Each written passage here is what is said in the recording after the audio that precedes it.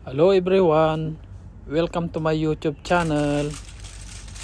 Ganito lang ang gagawin natin pag nag-ihaw tayo ng bangos o kaya isda na nasa sa pan lang mag-iihaw, walang uling kasi.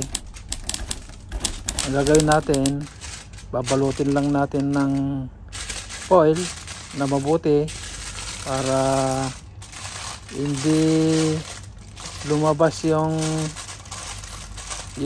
pinakasabaw niya, kasi may moisture siya pagka nag-iihaw tayo, kaya kailangan balutin natin ng foil para pag habang iniihaw hindi siya tutulo dun sa pan na gagamitin natin. Nandun lahat yung sabaw doon sa loob pagka may foil. Kailangan lang natin balutin ng husto para hindi tumulo yung sabaw niya, yung parang pinagpapawisan kasi pagka nag-ihaw tayo habang inihaw, ganon. Kaya ang gagawin natin babalutin natin ng foil para hindi nga tumulo yung yung pinakasabaw niya. May extract kasi yung sabaw niya habang inihaw.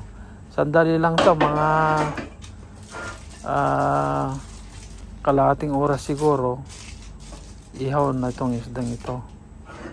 Alright, basta ang kailangan lang medyo alalay lang sa apoy para maluto siyang maayos, hindi siya masusunog kasi nakadikit siya sa pan yan, mainit na mainit. Yan, mga half an hour nang nakakalipas, kaya luto na siya. Ayan, medyo palamigin natin ng kahit 1 minuto lang o kaya 2 minuto para lumamig ng konti, tapos saka natin bubuksan. At nakalipas na ng 2 minuto, medyo malamig-lamig na, kaya tingnan natin, i-open na natin para makita natin na ito na yung bangus na inihaw natin. Yan,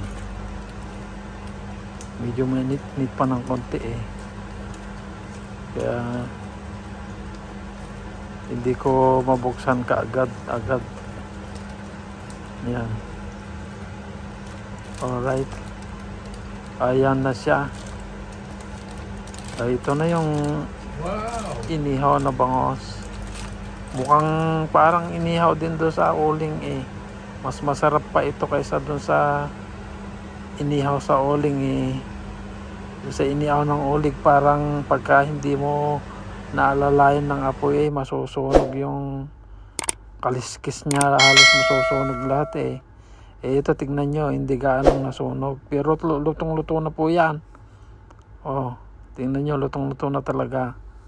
Alright, okay, salamat sa panonood, bye.